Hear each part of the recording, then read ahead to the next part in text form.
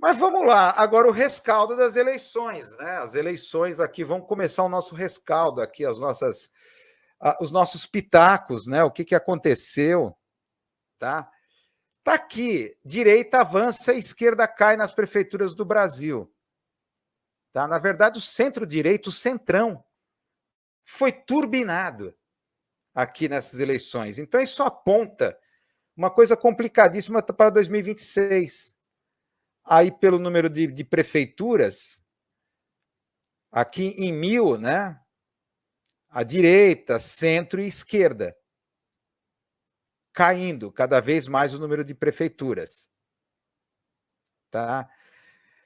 Sei que pode ver o copo meio cheio, meio vazio, mas eu acho que isso aqui é preocupante, por isso que aqui turbina esse esquema desse governo de parlamentarismo orçamentário que está vivendo, que o governo Lula está abduzido, sequestrado pelo Congresso, na verdade, o Lula está repetindo o que o Bolsonaro fez, só que o Bolsonaro foi espontâneo, foi de livre e espontânea vontade.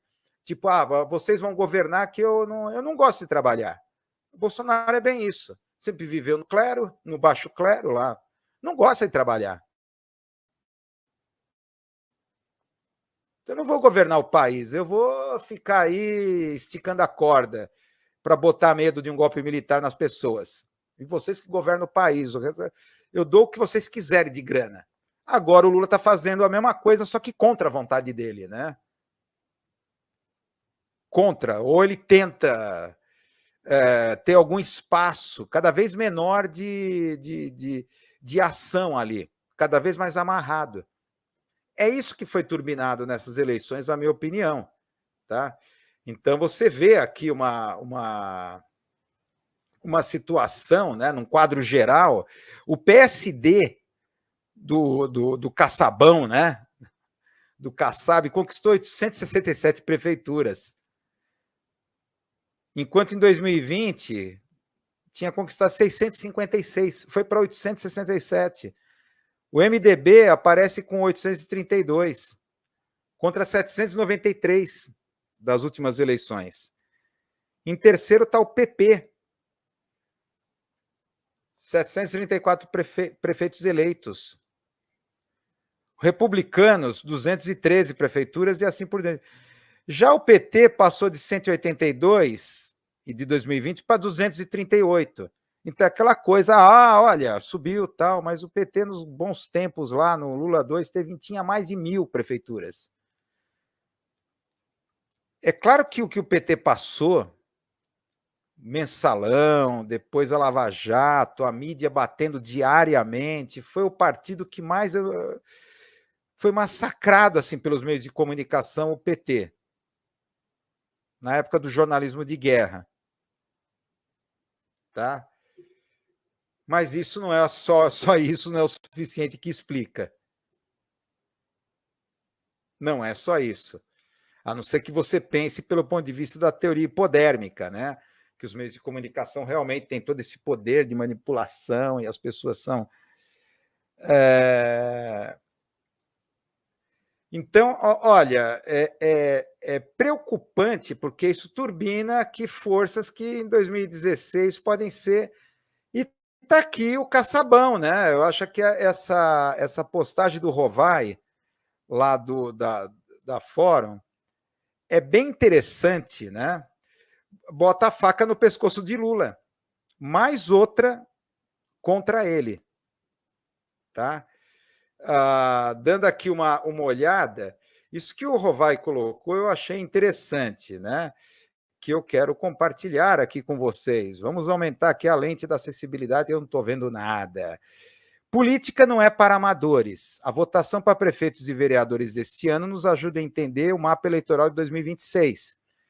E as peças do tabuleiro já estão se movimentando. Gilberto Kassab, o presidente do partido que elegeu 878 prefeitos, já está sendo cortejado pela Globo. Só depois das eleições, o cara já foi entrevistado 3 vezes. 2 na Globo News e uma na TV aberta. Tá? Já está sendo cortejado pela Globo e sinalizou que articula com partidos para refazer a frente ampla com o Centrão. Ele quer refazer a frente ampla com o Centrão. Indagado se estará com Lula em 2026, Kassab negou e disse: meu projeto é Tarcísio. O que esperar das próximas eleições? Pergunta aqui essa postagem aqui da Fórum Renato Rovai. Esse texto é interessante, aconselho a dar uma olhada. E aí entra, claro, a viúva dos tucanos, né? A Catanhede, né? Já fala em novo PSDB. Eliane Catanhede é aquela que está assim, viúva, saudosa da massa cheirosa, dos tucanos de perfumadas plumas, tá? Novo PSDB e novo tucano entram em campo com as eleições municipais. Esse texto que saiu no Estadão, aqui da Catanhede, é realmente aquilo que são os movimentos que estão sendo feitos, né? O que ela coloca aqui? A estratégia de Kassab vai de vento em popa. Ocupar o vácuo do centro, fazer o PSD encarnar o falecido PSDB. Isso não sei de onde tirou da cachola dela. É que a Catanhede tem uma ideia fixa. Na verdade, a Catanhede e os meios de comunicação estão obcecados pela terceira via. Então é o Tarcisão o moderado. É o Tarcísio o moderado. É isso que está sendo tentado construir. Transformar o Tarcísio na famosa terceira via que obcecadamente a grande mídia está buscando e não achou até agora, porque ela precisa dos préstimos da extrema-direita. É obrigada até agora a hipernormalizar, tampar o nariz. Estão cansados disso. Então querem aqui o Tarcísio o moderado, o bandeirante Frankenstein. Tá? Segundo a Catanhede, o time depende da inelegibilidade de Bolsonaro, ou seja, há o cenário de anistia. O time depende da inegibilidade de Bolsonaro, ou seja, ele não foi até agora nem indiciado, embora inelegível e sem cargo. E depende disso e com que força o presidente Lula chegará em 2026. Temos aqui com a Catanhede a carta de intenções.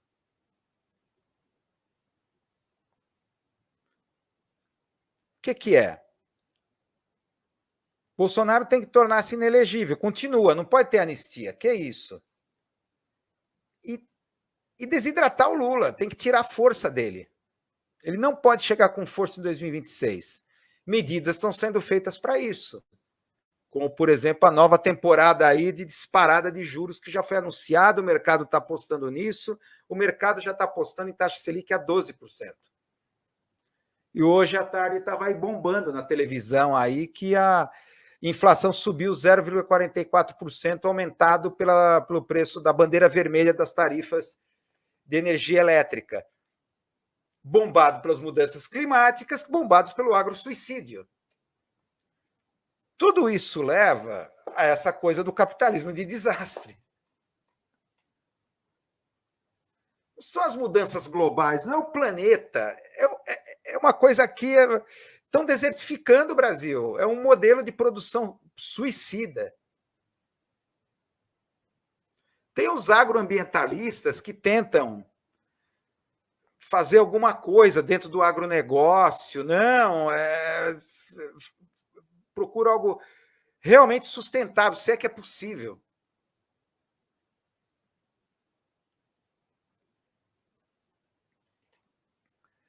Né? Então, é aquela coisa, agora é o Tarcísio o moderado. Então, para Catanhede, é o novo PSDB, o PSD do Kassab. O Kassab é um camaleão, sabe? Agora vamos chegar aqui ao ponto que o racha da direita estão falando, né? Aos gritos, Malafaia surta com o Nicolas que caindo de amores com o Pablo Marçal. Malafaia solta o verbo contra Bolsonaro e Marçal. Seja, nem vou citar aqui, mostrar, né? Porque o Malafaia, aquela coisa, chamou o Bolsonaro de covarde, né? O cara com medo de ser preso, o cara é indeciso. E o pior é que os filhos dele ficaram calados. Eu não vi, eu não sei se alguém viu alguma resposta. Os filhos dele ficaram caladinhos, pianinhos. Falaram, não responderam nada. Tá? O que está por trás disso, né?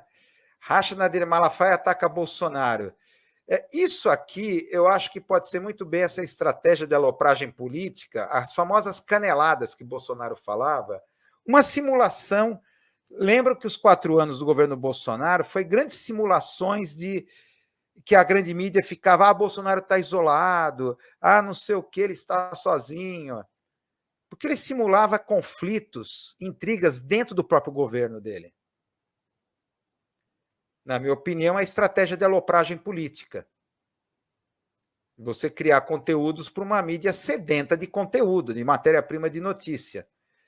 Mas esse é o ponto aqui central, né? Márcio pede retratação de Bolsonaro e Tarcísio, nega apoio a Nunes e diz que Boulos deve ganhar.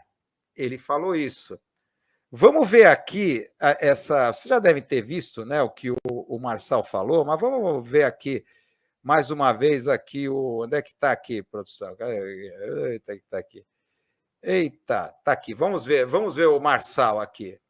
A declaração dele. Eu não entendo, foi a covardia que muitos conservadores que são patrocinados por dinheiro público, eles se levantaram contra mim. Ontem ou anteontem, Valdemar Costa Neto falou que não precisa da minha ajuda. O Ricardo, ele falou também que eu não precisa da minha ajuda e que eu não vou subir de jeito nenhum no palanque dele. Inclusive eu não subi nem no meu, porque eu não tinha palanque.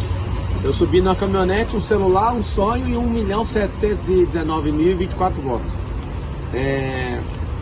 O Malafaia me chama de demônio, de tudo aí. E aqui está a minha resposta em relação ao segundo turno. Não vou apoiar Ricardo Nunes. Então que fique registrado que não vai ter meu apoio pessoal pela arrogância deles. E se caso um milagre desse acontecer, vou deixar aqui a condição do milagre. Bolsonaro vai ter que se retratar das loucuras que ele falou a meu respeito. O Goiabinha, o governador Tarcísio, hoje falou 25 minutos no telefone com o meu braço direito na política, falando que a gente tem que se unir, os cambal. Você precisa de ser homem e retratar tudo o que você falou. Você falou que eu deveria ser preso, você tem que me respeitar, que eu sempre te respeitei. Então, você está falando coisa que você não sabe, que eu não falsifiquei documento. A minha equipe publicou aquele documento e eu publiquei da maior boa-fé do mundo. E nunca vou escapar de nada. Eu sou um jurista, respeito a lei, e você exagerou demais querendo colocar seu candidato aí no segundo turno. Caso você queira meu apoio, você vai ter que pedir desculpa, eu quero formal, não vou aceitar por telefone. Você usou a imprensa, você usou o Estado.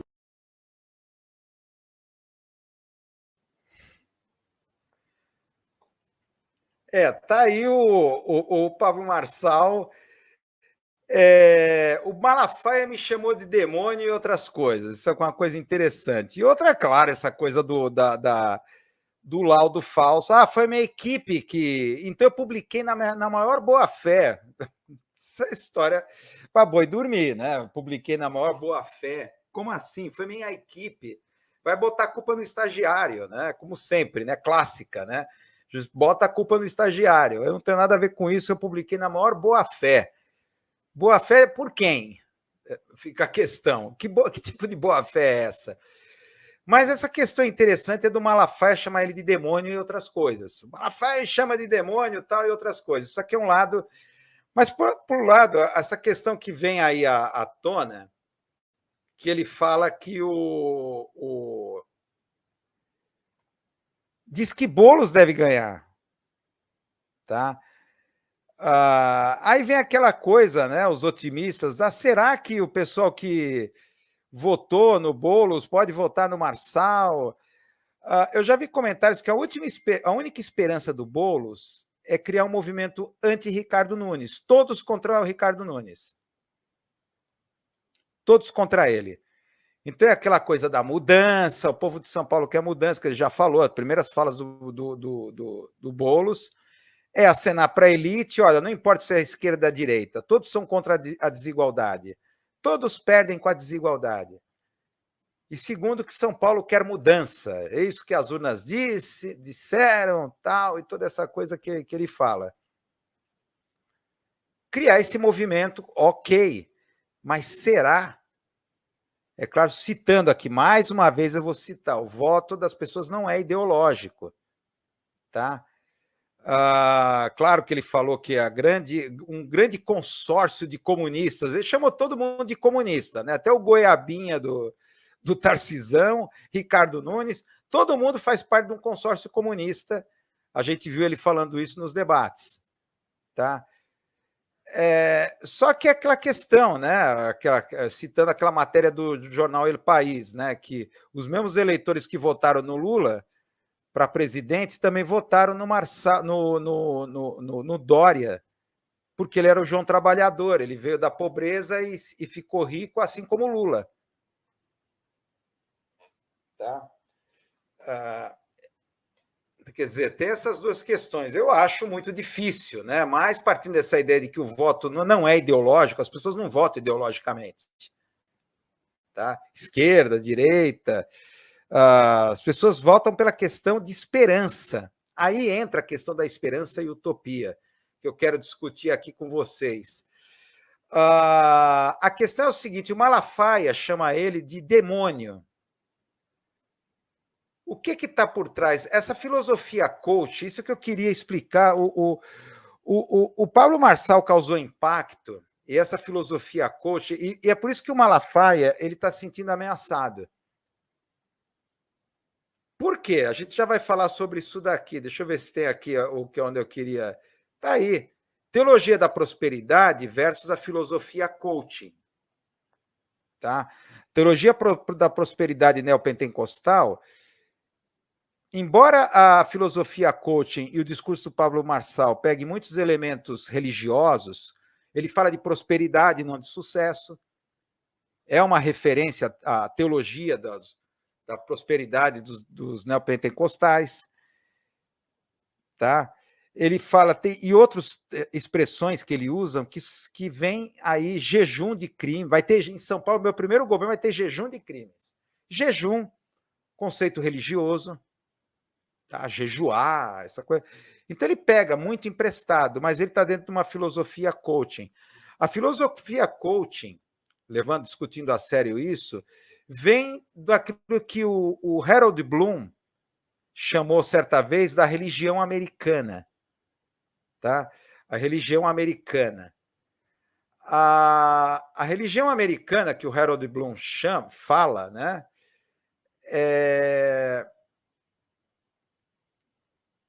O que a gente pode falar? É uma tensão, vamos dizer assim, é uma mistura maluca lá nos Estados Unidos, sulismo batista, pentecostalismo, mormismo, né, filosofia mórmon, e dessa mudança, dessa coisa eclética que surgiu nos Estados Unidos de religiões, que bem diferentes, acabou resultando uma coisa bem diferente da Europa. Criou uma espécie de autodivinização. Você pode ter um encontro pessoal com Jesus. Você pode ter um encontro pessoal com o sagrado. Tá? Você pode falar diretamente com ele, com Jesus, e conseguir um milagre diretamente com ele. Disso resultou, dessa religião americana, como define lá o Harold Bloom, resultou nessa coisa, esse livro clássico nos anos 30, Como Fazer Amigos e Influenciar Pessoas. Tá? Então, aquela coisa que você tem que dar o melhor de você mesmo. Tá?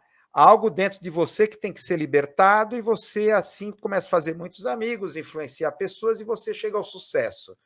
Até chegar à filosofia do pensamento positivo, essa discussão do mudança de mindset, programação neurolinguística, você tem que se reprogramar neurolinguisticamente para o sucesso, e essa coisa toda, acabou produzindo uma coisa que, embora tenha contato com neopentecostais, eles são bem diferentes. acaba resultando numa... Que eu acho que essa tensão entre Malafaia e o Marçal vem dessa coisa. Qual é a força, então, dos neopentecostais e dos coaches? Eles oferecem esperança.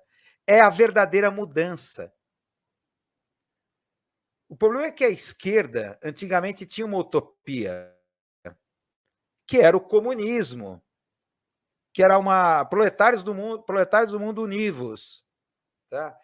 Que era a mudança da sociedade, a cada um pelo seu esforço, aquela coisa do comunismo, do socialismo, está lá no Manifesto Comunista.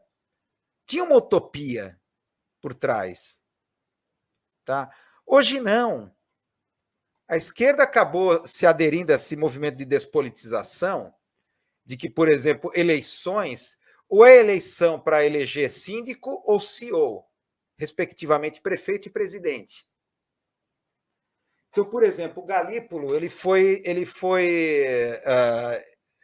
aprovado por unanimidade, o Galípolo, presidente do Banco Central, lá no Congresso.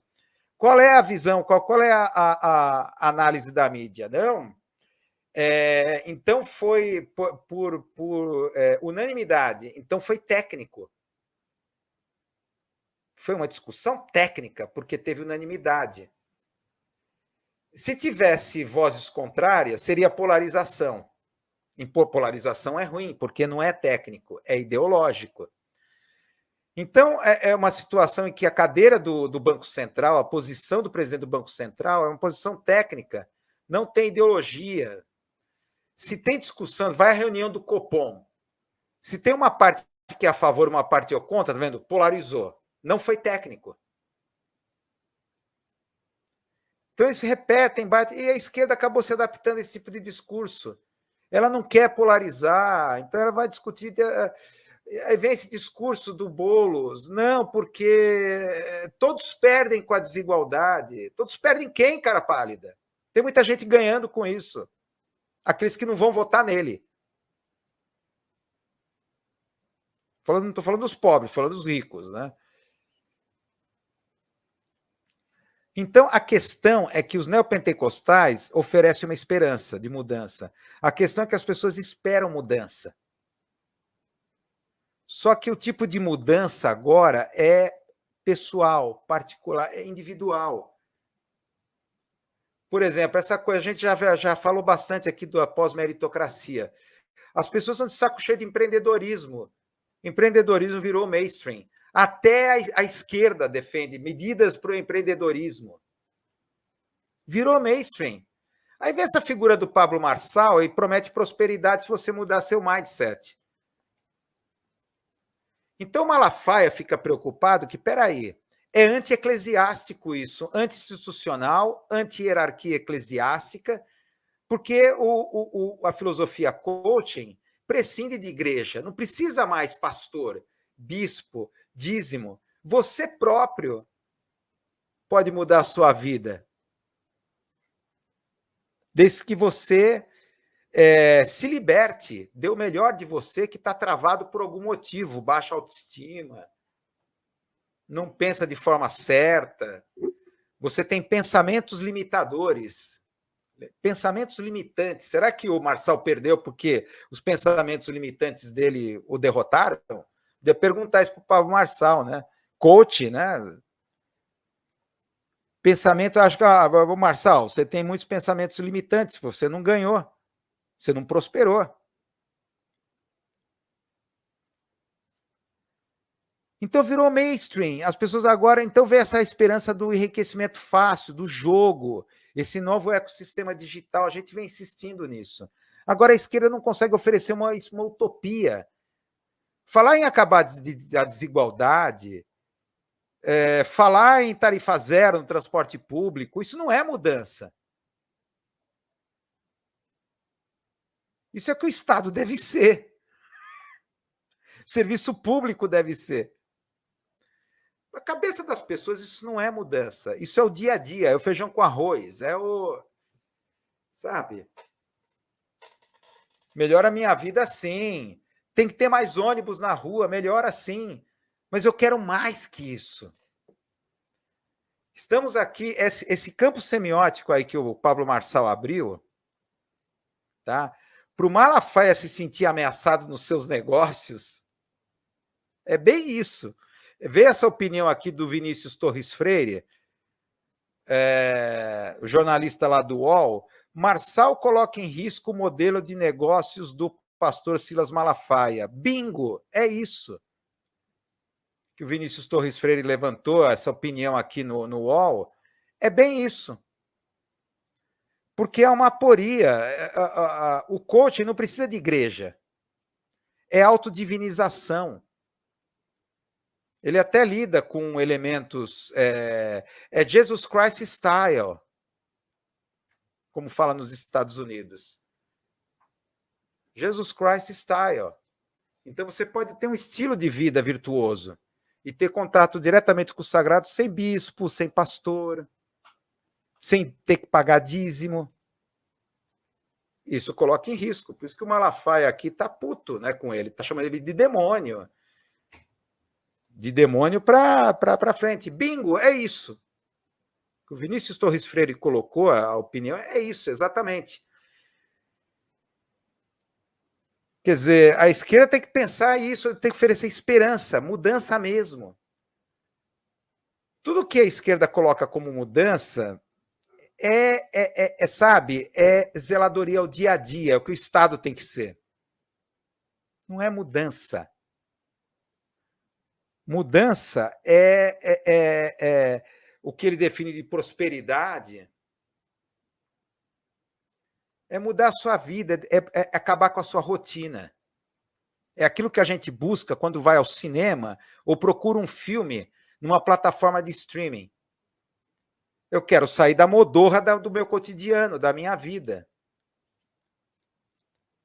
Acho que a esquerda tem que pensar muito bem nisso. Que tipo de esperança, de utopia, de mudança real vai levar para as pessoas? Então, é uma coisa que a gente vai discutir ainda para frente, mas é o suposto.